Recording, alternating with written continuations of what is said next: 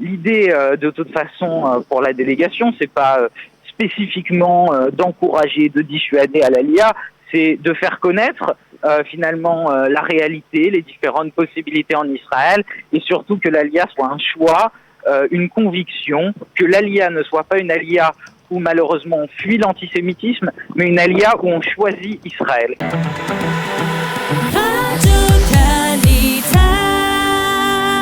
Vous le savez bien entendu, en raison de l'épidémie, il est extrêmement difficile de venir passer les vacances en Israël. On le sait, les proches de gens qui ont des familles, qui ont de la famille en Israël le savent en particulier. Et c'est d'autant plus impressionnant de parler désormais dans quelques instants avec un des responsables de l'UEJF, d'autant plus que l'UEJF a réussi à faire venir une délégation en Israël en cette période extrêmement troublée et une période difficile. Nous sommes en ligne avec Samuel Lejoyeux, qui est le vice-président de l'UEJF. Samuel, bonjour, shalom, boker tov. Boker tov, bonjour, merci beaucoup pour l'invitation. Merci à vous de répondre à nos questions. Alors je le disais, c'est vraiment d'abord la première question que je voudrais vous poser. Comment une association aussi connue que l'UEJF a réussi à faire venir un groupe d'étudiants en Israël en cette période où apparemment, lorsque l'on est juif de France, c'est pas évident de venir en Israël? C'était compliqué à vivre effectivement en tant que juif de France, cet éloignement avec Israël, cette impossibilité de venir, mais vous savez, à l'UEJF, on réussit à faire des miracles et on a réussi effectivement avec une procédure, des ishurim, et je pense que c'était un vrai objectif pour nous, c'est-à-dire en tant que juifs de diaspora, en tant que Français juifs aujourd'hui, de se dire on va tout faire pour quand même venir en Israël, comprendre ce qui s'y passe, amener les étudiants qui sont au plus près des problématiques liées à l'antisionisme dans les facs, etc., de voir vraiment ce qu'est la société israélienne, ces évolutions en réel. Voilà, c'est ça l'objectif et c'est pour ça qu'on a tout fait, on a tout remué pour pouvoir réussir à le faire. Vous êtes combien ? On est une délégation d'une trentaine d'étudiants. Ah oui, ce qui est quand même tout à fait impressionnant quand même, hein, 30 personnes. Alors il s'agit, je suppose, plus ou moins de cadres de l'UEJF, de gens qui ont des responsabilités au sein de l'organisation ? Absolument. Ce sont donc nos universités d'été. C'est-à-dire c'est un programme de formation. On a tout au long de l'année un programme de formation des cadres de l'UEJF qui se déroule. L'idée, c'est qu'ils aient les outils, les armes nécessaires pour, au quotidien, défendre leurs valeurs, lutter contre l'antisémitisme, lutter contre l'antisionisme dans les facs. Et c'était l'objectif, au travers de rencontres, au travers de visites, d'aller comprendre cette société pour mieux défendre Israël par la suite. Alors, donnez-nous rapidement un survol de l'essentiel de vos rencontres. Qui avez-vous eu l'occasion de rencontrer? Qui vous a enrichi, on va dire, sur ce plan particulier dans la lutte contre l'antisémitisme, l'antisionisme? Alors, je ne vais pas pouvoir vous faire tout le déroulé. Non, pas tout, mais enfin les plus importantes.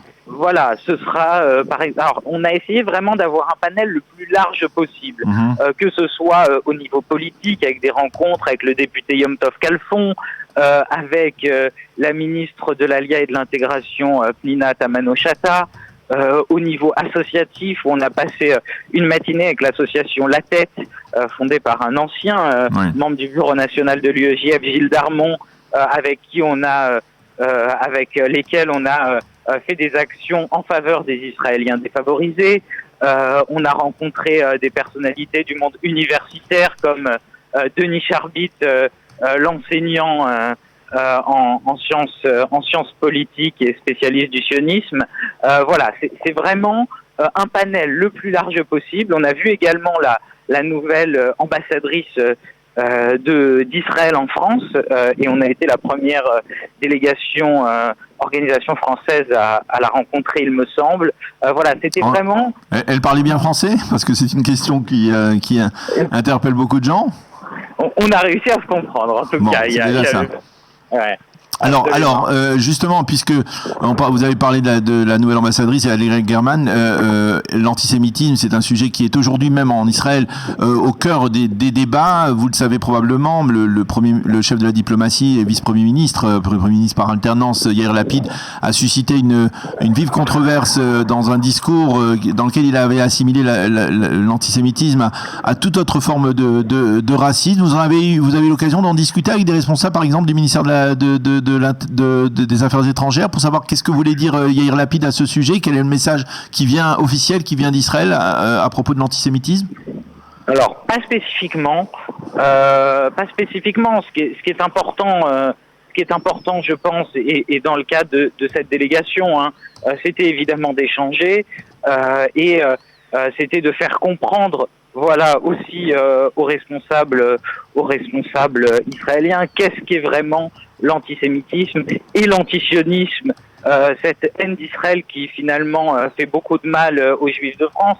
Et je pense que voilà, c'est ce qui est extrêmement important et essentiel aujourd'hui, c'est que on soit ensemble pour lutter contre ce fléau. Voilà, chacun avec ses différences, avec ses avis, avec ses opinions, mais sur certaines idées, comme la lutte contre l'antisémitisme, évidemment, on doit tous être ensemble. Alors, principale conclusion, si l'on peut dire, autour de cela? Beaucoup d'espoir, je pense. Beaucoup d'espoir, parce que je pense que la conclusion, c'est que Israël en est évidemment la preuve de cette force que peut avoir le peuple juif pour, quelle que soit la situation, et même dans les pires situations de l'histoire, aller en tirer le meilleur pour finalement réaliser de grandes choses. Et nous, vous savez, l'UEJF, c'est une association qui est née dans la résistance en 1944 et qui a essayé de transformer ce malheur en une force militante qui perdure jusqu'à aujourd'hui. L'État d'Israël est évidemment dans cette même optique, et voilà, c'est ça que je voudrais retenir.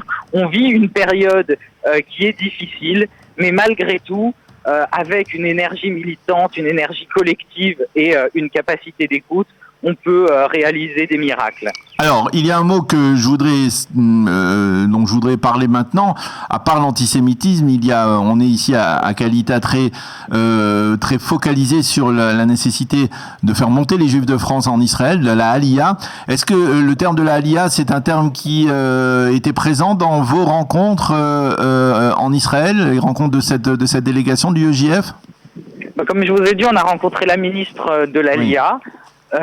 Voilà, alors l'idée de toute façon pour la délégation, c'est pas spécifiquement d'encourager, de dissuader à l'Aliyah, c'est de faire connaître finalement la réalité, les différentes possibilités en Israël, et surtout que l'Aliyah soit un choix, une conviction. Voilà, les étudiants qui ont la conviction que leur place est en France, ils sont les bienvenus. Ceux qui ont la conviction que c'est en Israël, eh bien, ils doivent pouvoir le faire le plus facilement et le plus librement.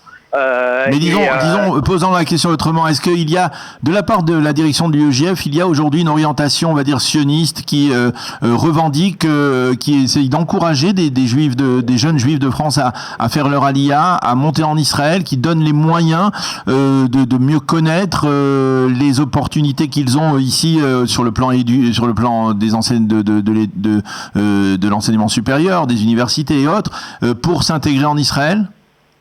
On a vraiment une mission d'information, ça c'est sûr, de sionisme évidemment, d'information voilà aux Juifs de France, et encore une fois que ce soit une liberté et une possibilité, que ce soit le plus ouvert possible, et surtout que l'aliyah ne soit pas une aliyah où malheureusement on fuit l'antisémitisme, mais une aliyah où on choisit Israël. Et ça, je pense que de partir dans l'une ou l'autre des situations est vraiment quelque chose de différent. Alors, je ne sais pas si je suppose que vous êtes en train de terminer cette mission. Il reste encore beaucoup de... Absolument. On part aujourd'hui. Voilà. Je vous appelle depuis l'aéroport. Ah ben voilà. Alors, le bilan général, les participants, ils ont l'air satisfaits de cette expérience? Absolument. Absolument, il est très positif. Déjà, le fait même, évidemment, de retrouver la terre d'Israël.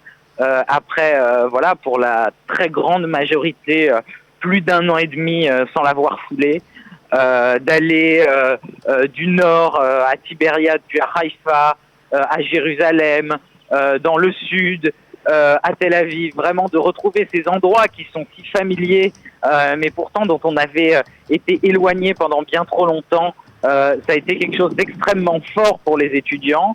Il y a eu plusieurs rencontres, là encore, qu'on vraiment fait comprendre aux étudiants ce qu'est Israël, et je pense qu'ils en ressortent, et c'est l'objectif, avec les outils nécessaires pour demain, sur les campus, quand ceux-ci réouvriront, pouvoir mieux défendre Israël, pouvoir mieux défendre, mieux lutter contre la désinformation, contre l'antisionisme, et in fine, pour promouvoir la paix, lutter contre l'antisémitisme.